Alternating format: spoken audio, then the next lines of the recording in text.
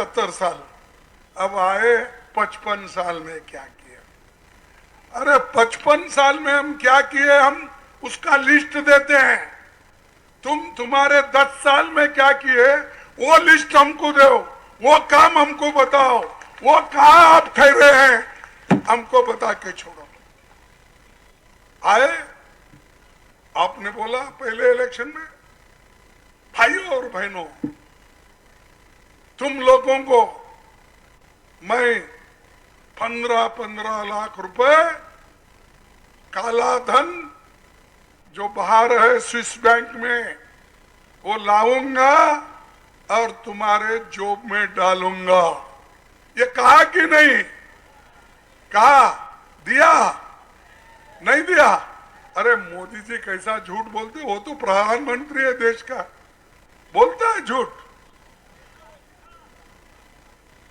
अच्छा ये एक झूठ हो गया, छोड़ दो। दूसरी बात उन्होंने कही 15-16 2015-16 में क्या कहा? मेरे नौजवान साथियों, तुम लोग बड़े परेशान हो, मैं नेक्स्ट आइंदा हर साल 2-2 करोड़ नौकरियां दूंगा। दिया 2-2 करोड़ नौकरियां? नहीं दिया, वो भी झूठ। अब भाई हम बाहर झूठ हम अगर बोलते हैं तो लोग बोलते हैं ये अपोजिशन के लोग ऐसा ही बोलते हो, लेकिन आपको भी उनकी झूठ जो झूठ बोलते वो महसूस हुआ तो ये मोदी जी दूसरा झूठ। तीसरा उन्होंने कहा, मेरे किसान भाइयों, आपके आमदनी मैं दुप्पट करूंगा। आपकी आमदनी दुप्पट हो गई तो मोदी झूठ बोला। अगर हर बात मोदी जी अगर झूठ बोलते हैं, हम उनको क्या कहना चाहिए? इसीलिए मैं बोलता हूं वो झूठों के सरदार है। झूठों नहीं तो ये तो मैं बता रहा हूं खुला, आप मैं जो पूछ रहा हूं आप सब नहीं नहीं नहीं बोल रहे, सब नहीं बोलते हैं तो झूठे हो गए ना। लेकिन हमने, सोनिया गांधी जी ने, मनमोहन सिंह जी ने, सभी ने मिलके गरीबों के पेट भरने के लिए, गरीबों के हाथ मजबूत करने के लिए नरेगा योजना लाई। नरेगा योजना लाके हर देहात में काम शुरू हुआ और उसी नरेगा योजना को हम आज जो 200-250 रुपए मिलता, हमारी सरकार आएगी उस वक्त हम 400 रुपए उसके लिए करेंगे।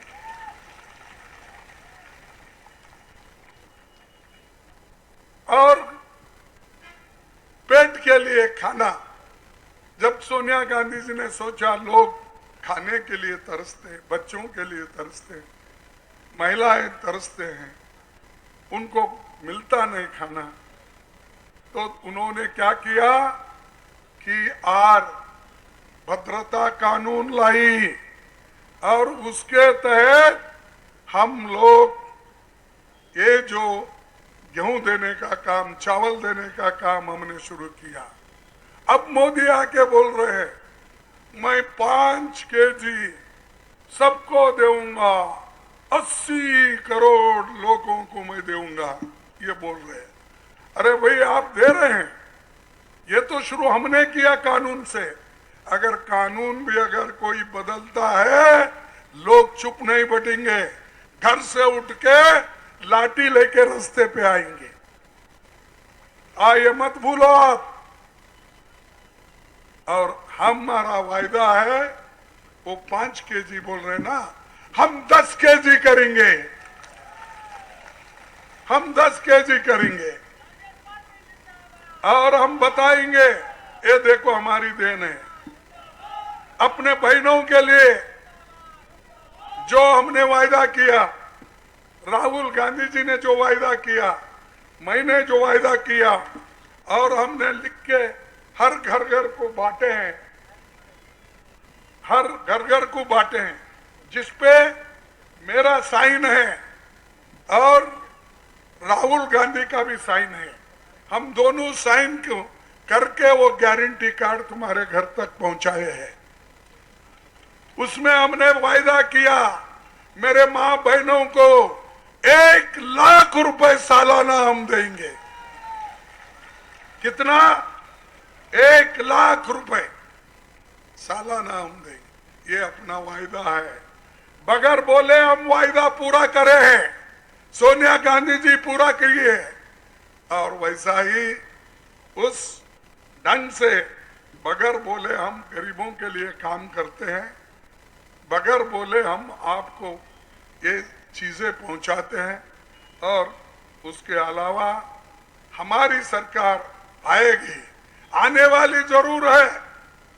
जैसा कि हमारे मित्र एसपी के एक नेता ने कहा, हम जरूर आएंगे 4 जुलाई को हम 4 जून को हम आएंगे और ये जो हमने कहा है इसको निभाएंगे।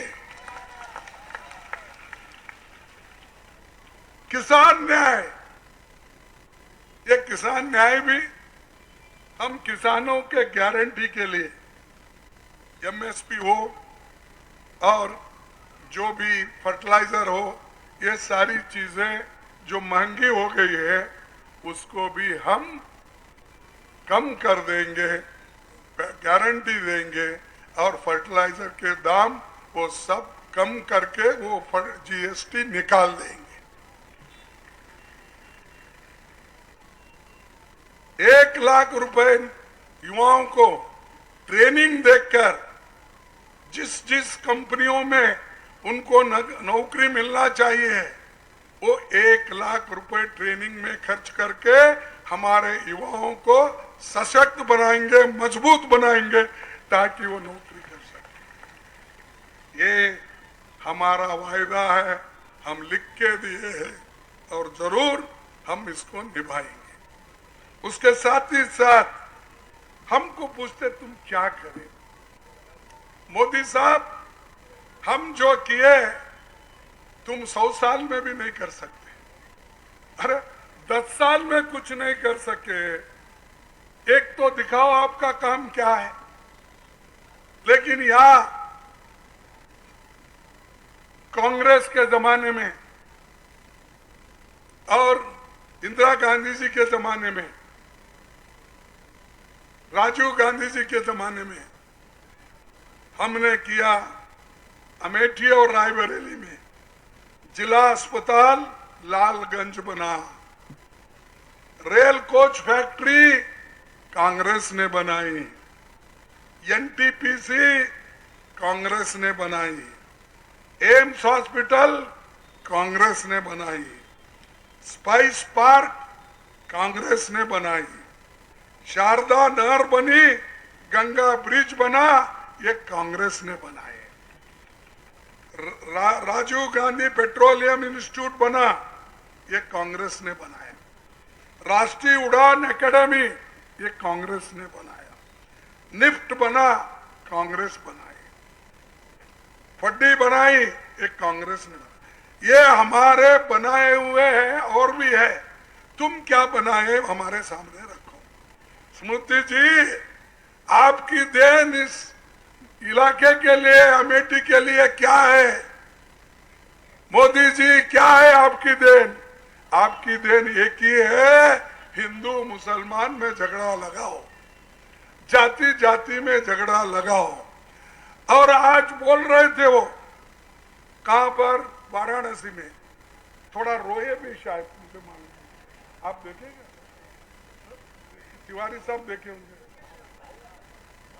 भावुक होके रोए, मुझे मालूम।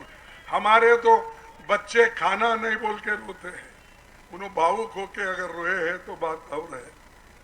उन्होंने रोआ और मैं टीवी में देख रहा था रात के 10 बजे यहाँ से जाने के बाद, तो उसमें भी वो बोल रहे थे कि माँ गंगा ने मुझे बुलाया है, मैं आया हूँ, क्यों गांधीनगर छोड़ के यहीं बुलाई क्या माँ?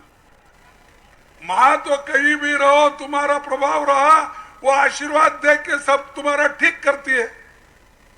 वो सब छोड़ के माँ ने मुझे बुलाया, आप लोग मुझे आशीर्वाद दो, मुझे मालूम नहीं क्यों बुलाई।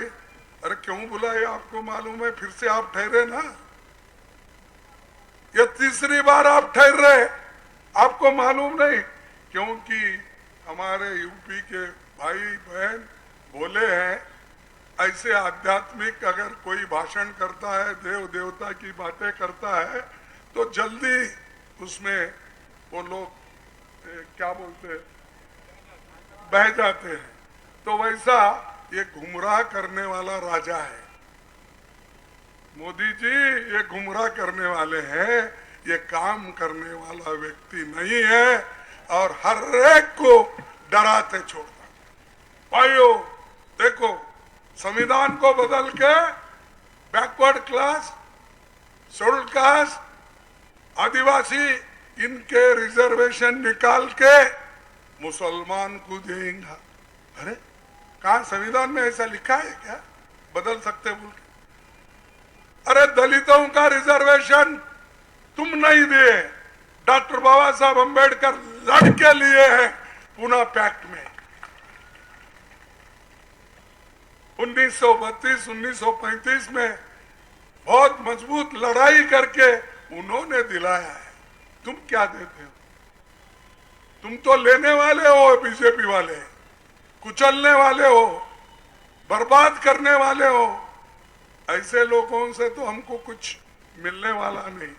जो कुछ मिलेगा कांग्रेस से मिला है, क्योंकि जवाहरलाल नेहरू, महात्मा गांधी जी ने इस देश को आजाद कराया, बनाया और संविधान को बनाने के लिए डॉक्टर बाबा साहब अम्बेडकर को उसका अध्यक्ष बनाया। और आप हमको ही पूछते हो क्या किया, और ये सारी चीजें तो हमने की। हाँ, तुमने अलबत्ता 2-4 चीजें बोली थी। एक चीज तो उन्होंने अपने लिए ही बोला था, मैं जापान से बुलेट ट्रेन लाऊंगा और अहमदाबाद से बंबई तक चलाऊंगा। कितना किलोमीटर भाई? 500 किलोमीटर चली वो। 1 लाख कर्जा जापान से लाके तुमने वहां खर्च किया। ना तुम्हारी ट्रेन है, ना गरीबों को उससे फायदा है, कुछ नहीं, अपने लिए करना। वल्लभ भाई पटेल, वहां पर क्रिकेट स्टेडियम था, वल्लभ भाई पटेल क्रिकेट स्टेडियम उनके नाम से था। इन्होंने उसको निकाल कर बड़ा होने पर अपने नाम रख लिया, नरेंद्र मोदी क्रिकेट स्टेडियम। ये है इनकी देन। नाम बदलो, जो जो इंदिरा गांधी का नाम है बदलो, उनके लीडर का नाम रखो। गांधी जी का नाम बदलो, इंदिरा जी का नाम बदलो, नेहरू जी का नाम बदलो। ये सब बदलाव बदल करने वाले लोग हैं, कुछ बनाने वाले लोग नहीं है, और इनका अंतिम होने वाला है। और बात बात को यहाँ के चीफ मिनिस्टर उन्होंने दोनों मिलके बोलते हैं हमारी डबल इंजन की सरकार है। कहाँ है भाई तुम्हारी डबल इंजन की सरकार? एक तरफ खींचे तो दूसरे तरफ खींचती है। हाँ, एक उत्तर को खींचती है और एक दक्षिण, पूर्व को, एक पश्चिम को खींचती है। और तुम्हारी डबल इंजन क्या काम करती है? अब डबल इंजन काम करने वाली नहीं है, एक पटरी के नीचे आ गई है और दूसरे को अपना क्या बोलते डीजल कम होने से वो भी ठहर गया। और हर चीज, हर सामान्य आदमी को भी उन्होंने सुख और चैन से सोने नहीं दिया। पेट्रोल महंगा कर दिया, एलपीजी महंगा कर दिया, गैस महंगा कर दिया, डीजल महंगा कर दिया, सब कुछ मैं आपके सामने। ऐसे आदमी को आप वोट देंगे? ऐसे आदमी को, या मैं स्त्री है बोल के नहीं बोल रहा हूं, ऐसे पार्टी को आप वोट देंगे? नहीं देंगे ना? जो नहीं देंगे हाथ उठाओ। अरे क्या भारी! तो केएल शर्मा जी, आपकी जीत पक्की हो गई। हम उसके, और हम लोगों ने हमको गवाह बना दिया, हमको एविडेंस बना दिया कि आपको हम जिता के लाते, आपका भाषण कम करो बोल के बोल रहे। तो ये है शर्मा साहब जो राहुल गांधी जी के सिपाही बन के आए थे, आज कैप्टन बन के यहां काम कर रहे हैं। इसके लिए जी, राहुल गांधी जी, प्रियंका गांधी जी तो रात दिन फिर रही, और उन्होंने ये बोला, ये समझो ये मैं ठहरी हूं, गांधी फैमिली वाले ठहरे हैं। हम इनके लिए मेहनत करेंगे और किसी हालत में अमेठी का कैंडिडेट जीत के लाएंगे, ये हमारा काम। और वही बात हमारे एसपी के लोग बोले उन्होंने कि जो अखिलेश ने हमारे प्रेस कॉन्फ्रेंस में कहा था, वही बात उन्होंने कहा। और घबराओ मत, इस बार सब जाति के लोग, सब समाज के लोग, सब धर्म के लोग आपके साथ हैं, क्योंकि ये इलेक्शन लोग लड़ रहे हैं, आप नहीं। तुम्हारे तरफ से लोग लड़ रहे हैं, और जब लोग लड़ते हैं कामयाबी ज्यादा होती है। तो इसलिए मैं आपसे ज्यादा कुछ न कहे बगैर इतना ही कहूंगा कि आप सभी मिलके एक होकर आप लड़ते रहिए, और उस दिन जिताना आपका काम है। अगर कुछ ना कुछ इसमें गलती हो गई, कोई अगर पोलिंग बूथ को नहीं गए, तो हमारा नुकसान है। सबसे ज्यादा अगर नुकसान किसका है? वोट अगर नहीं डालेंगे, बूथ पर अगर नहीं जाएंगे, केएल शर्मा को अगर नहीं जिताएंगे, सबसे बड़ा नुकसान दलित, आदिवासी, बैकवर्ड क्लास, माइनॉरिटीज, ये सबका है। क्योंकि मोदी जी हमेशा टारगेट करके बोलते हैं। मैं अहमदाबाद में था, वो भी अहमदाबाद में थे, किसी जगह से भाषण कर रहे थे और लोगों को बोल रहे थे, मैं आपको बोलता हूं, गठबंधन की सरकार, कांग्रेस की सरकार अगर आएगी, तुम्हारे घर को एक्सरे लगा के सब चीजें ढूंढेंगी। सोना है तो बंटवारा कर देंगे, 2 एकड़ जमीन है तो 1 एकड़ मुसलमान को देंगे, 2 भैंस है 1 भैंस मुसलमान को देंगे। अरे आप पढ़े नहीं भाई? इसे पढ़े तो जरा तालियां जोर से बजाते थे। 2 भैंस है, कोई प्राइम मिनिस्टर ऐसा बोलता है? 2 भैंस है तो 1 भैंस, 2 गाय है तो 1 गाय उधर। ये ऐसा बोलने वाले को आप सबक सिखाइए, सबक सिखा के फिर से हमारा झंडा फहराइए। और हर लोग आज इंतजार कर रहे हैं कि गठबंधन की सरकार कब आएगी, राहत हमको कब मिलेगी। और ये जो पहले से बोल रहे मोदी, सबका साथ सबका विकास, लेकिन उन्होंने सबका साथ तो लिया, लेकिन सबका सत्यानाश कर दिया। तो इतनी बात कह के मैं कहूंगा मेरे माताओं से, बहनों से, तुम्हारा काम ज्यादा है, क्योंकि सबसे ज्यादा पहले आप ही बूथ पे जा सकते हैं, ले जा सकते हैं, कर सकते हैं। तो मैं आपको नमस्कार करता हूं, आप उठिए सुबह, और हमारे मर्द जरा लेट उठते हैं, उनको भी उठाइए, उठाकर पोलिंग बूथ पे ले जाइए, भारी बहुमत से जिता के एक हमारा जीत हासिल करेंगे और बीजेपी को हराएंगे। इतना कहते हुए मेरे बातों को समाप्त करता हूं। जय हिंद, जय कांग्रेस।